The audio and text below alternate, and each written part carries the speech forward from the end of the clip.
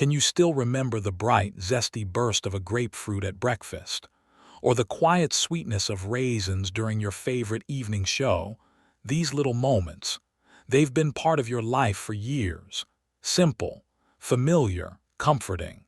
But what if I told you that some of these well-loved fruits might be quietly working against you, not loudly, not suddenly, but silently, straining the heart that's carried you through decades of love, laughter, and loss? You're not alone. According to the CDC, over 70% of Americans over 65 are now living with high blood pressure. It often shows no signs until it does. Welcome to Longevity Tales. I'm Dr. Kenji, a physician, a doctor, and like you, someone who has learned that growing older isn't about giving up, it's about tuning in, listening deeply to the signals your body sends before they become too loud to ignore. Today, we're going to explore a question that may surprise you, one that could change not just what's on your plate, but what flows through your veins. Which fruits should seniors with high blood pressure avoid, and which ones can gently support the heart? Along the way, I'll share real stories from my patients, offer practical, day-to-day tips, and clear up some common fruit myths you may have carried for years. I'll even take you back to Osaka, where my Aunt May once believed grapefruit was her secret to long life, until it began interfering with her blood pressure medication. That moment changed the way I talk about food, not as a list of good and bad, but as a language your body speaks every day. So let's begin, not with fear, but with wisdom. Let's uncover how fruit can either gently lift your heart or quietly weigh it down.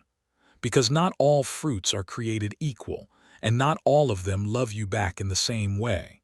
The DASH diet, recommended by the American Heart Association, encourages 4 to 5 servings of fruit each day. But here's what many forget. It's not just about quantity, it's about compatibility. Especially when your body is navigating medications, aging vessels, and shifting needs. So before we reach for the fruit bowl, let's take a closer look, starting with one of the most surprising culprits hiding in plain sight. But let's begin where few think to look, with a fruit so bright and beloved it almost seems innocent, until the silence it stirs is in your bloodstream. Could a cheerful grapefruit quietly work against you? For decades, this tangy fruit has symbolized healthy mornings, bright, cleansing, and energizing.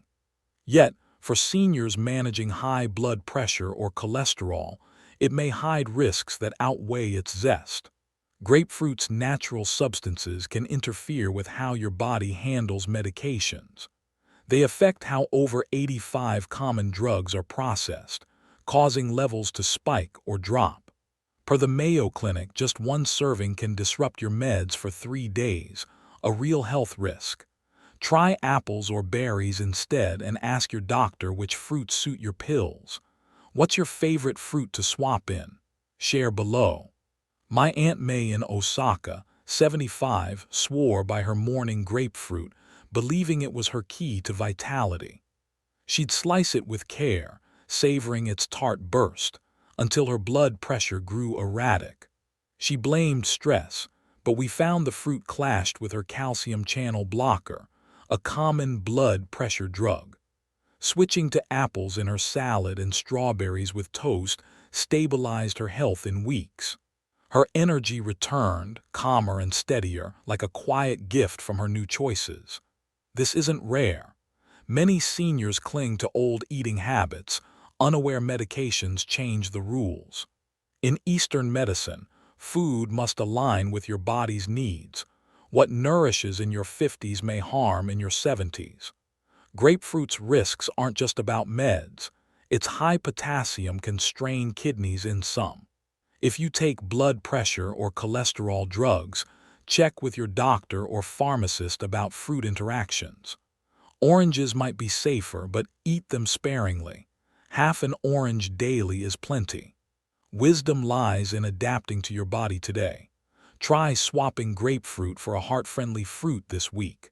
Notice how you feel, lighter perhaps. Share your experience below. Let's explore another snack next. And what about those sweet, familiar snacks? Raisins, prunes, apricots. They've sat beside our tea, nestled in lunchboxes, softened our digestion. But could they also quietly harden your pressure? Let's explore a favorite. Dried fruit. Plump raisins, chewy prunes, and golden apricots seem like wholesome snacks, easy to chew, store, and often praised for fiber and digestion benefits. But there's a catch. Drying fruit concentrates its sugars and potassium, and serving sizes can be deceptively small. Just 100 g of raisins pack over 740 mg of potassium, nearly 16% of a senior's daily limit. For those with kidney issues or on potassium-raising meds, this can be risky. Plus, the National Safety Council notes a 30% higher choking risk, making that handful of raisins less comforting. Take Mr.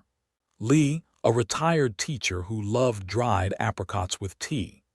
He noticed rising blood pressure and throat tightness from consuming nearly 1,000 mg of potassium per sitting, and the sticky texture. Switching to fresh blueberries and sliced apples with almond butter eased his symptoms and boosted his energy. Another patient, Mrs. Patricia, used prunes for digestion but faced chronic coughs and fatigue from excess potassium and sticky textures.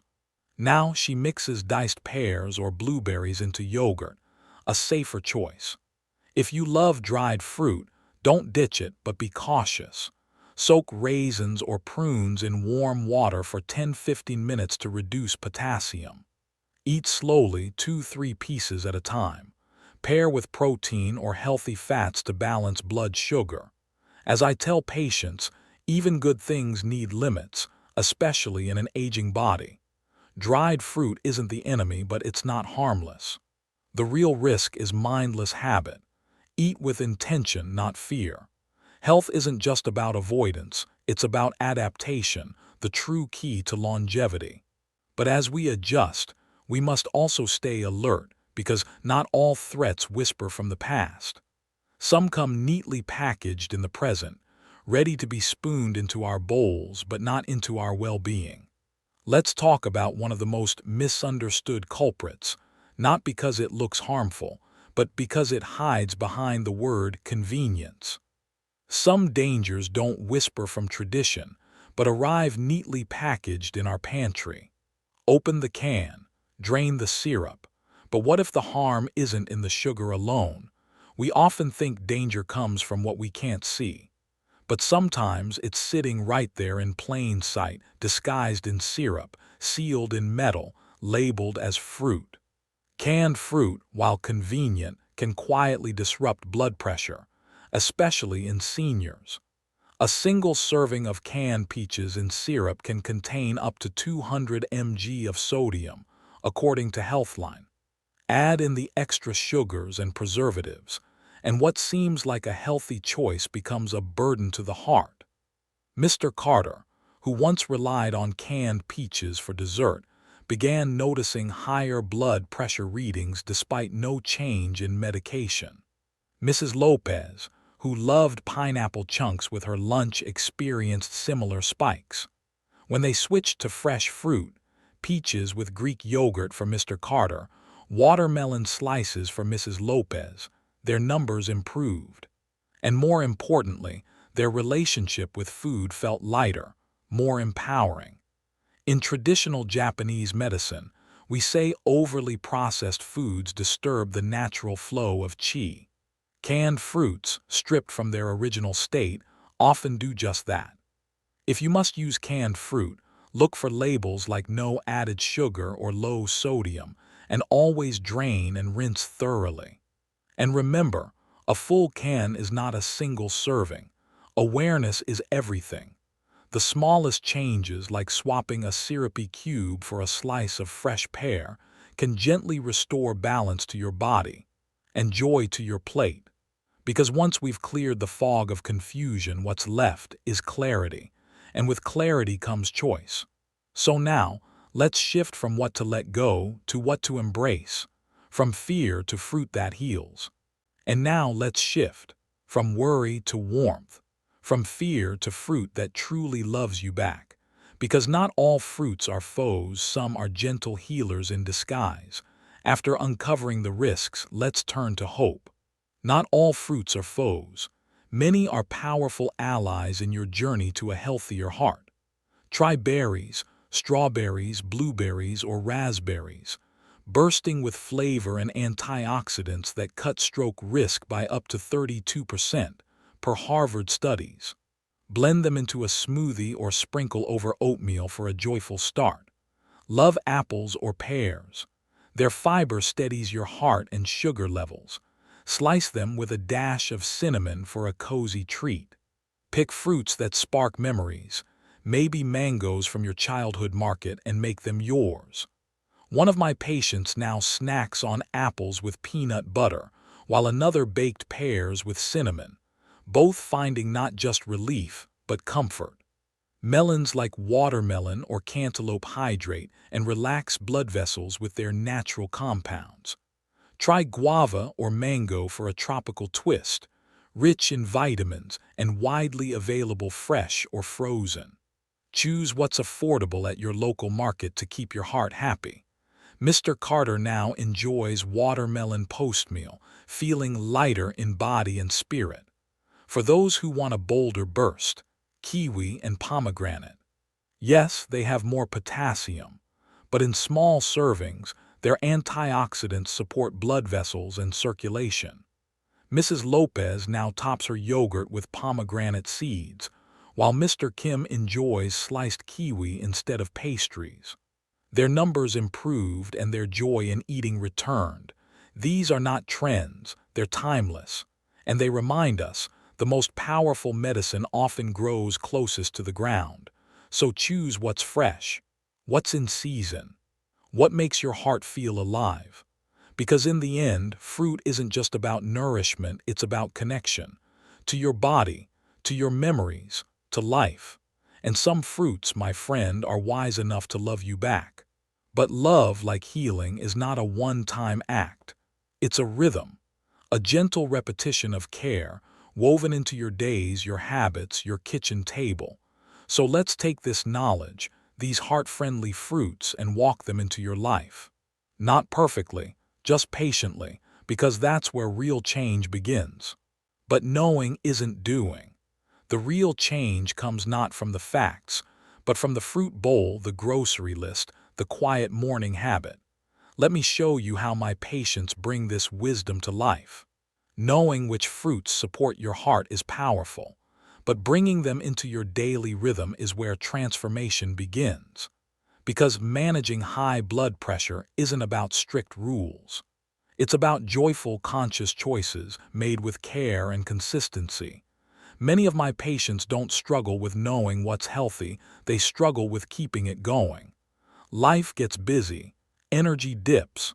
That's why structure matters, a gentle rhythm. A few simple rituals. Imagine your day as a canvas, and fruit as the color that adds life. A berry smoothie in the morning isn't just breakfast, it's quiet prevention.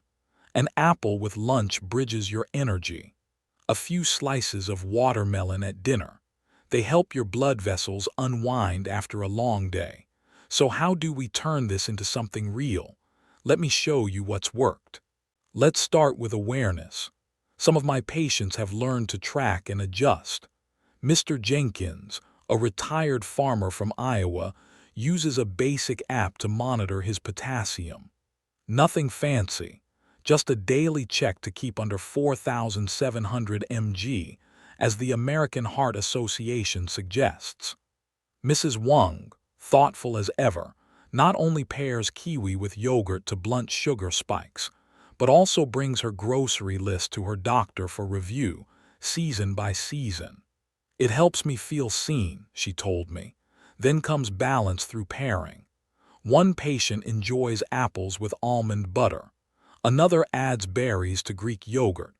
These simple combinations help stabilize energy and blood sugar, reducing crashes, preventing spikes. Next is preparation. Good habits begin not at the table but in the kitchen. Mrs. Ellen, for example, visits her farmer's market every Saturday morning. Her sugar-free apple pie is now her symbol of mindful joy. Mrs. Patricia, ever practical, uses a mini chopper to slice apples into soft, bite-sized pieces, easier and safer to chew. And Mrs. Lopez, each Sunday, she lines up fruit salads for the week. Little gifts from her past self, ready when she needs them. Finally, fruit becomes a connection. Mr. Patel, 74, turns fruit prep into bonding time with his grandchildren. They wash berries, blend bananas, laugh over cinnamon apples. For him, it's more than nutrition, it's presence. Mrs. Thompson, managing high cholesterol and medication, found support in a dietitian. Together, they used tools like Medscape to avoid food-med conflicts and created a weekly plan with pears, melons, and berries. What followed? Confidence, simplicity, and a fridge that finally felt friendly. In the end, it's not about being perfect. It's about being present, about choosing again and again to treat food as a quiet act of self-care. Because when you eat with respect, your body but food is only one thread in the tapestry. True healing, especially for the heart, asks for more. More than apples or pears, more than smoothies or salads. It asks for rhythm in how you move, how you rest, how you breathe. Because the heart doesn't just beat to what you eat, it beats how you live, responds with balance, with calm, with thanks. But even the juiciest apple can't steady a racing heart alone. Healing, real, deep healing, asks for more than food. It asks for how we breathe, how we move, how we rest. Shall we go beyond the plate? Fruit can be a gentle cornerstone of heart health, but it's not the whole house. To truly care for your heart, we need more than nutrition. We need balance, movement, stillness, rest. Mr. Lee, a soft-spoken former postman, gave up smoking after 40 years. Within months, his breathing eased, his pressure dropped.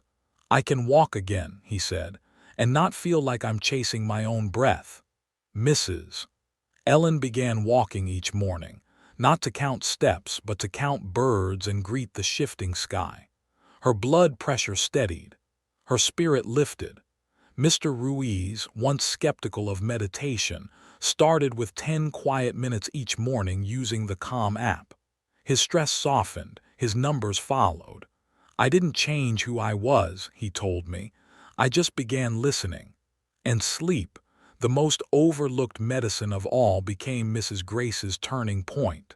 She dimmed her lights early, skipped late snacks, and played soft music before bed. Her nights grew calmer. So did her heart.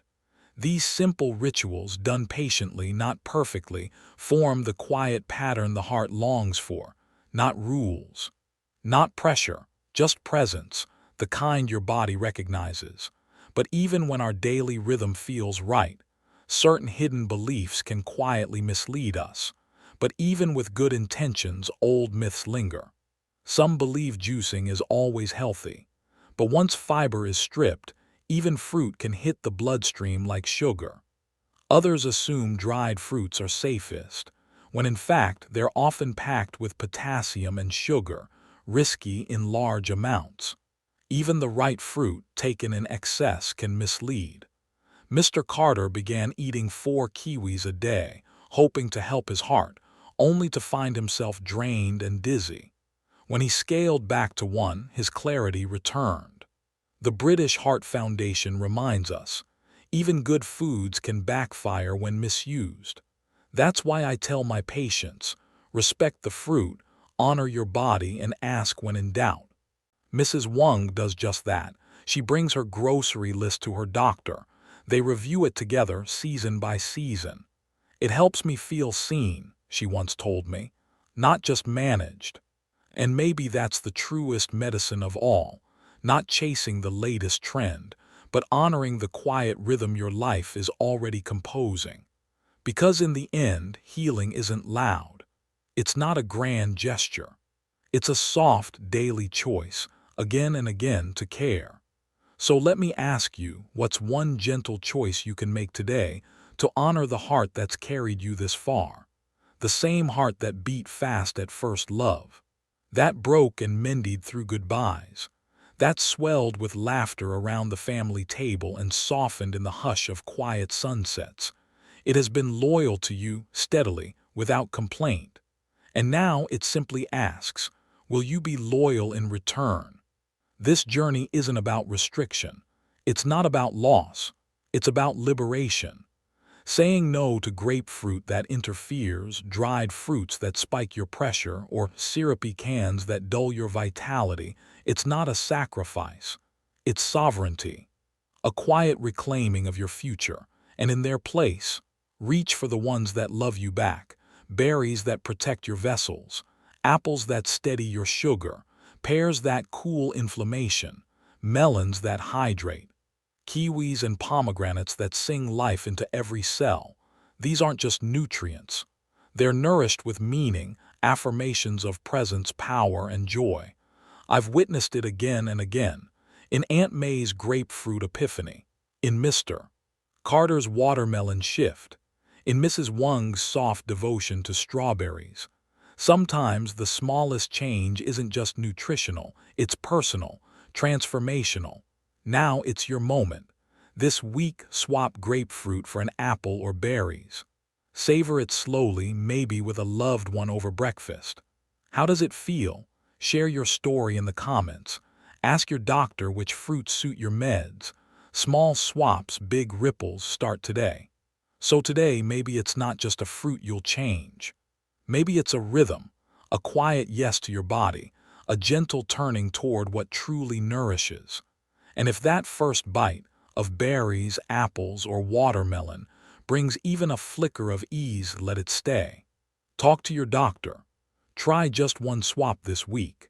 And if something in today's tale made your heart pause, click like, subscribe for more soft but steady guidance, and send this to someone whose heart may need the same kindness.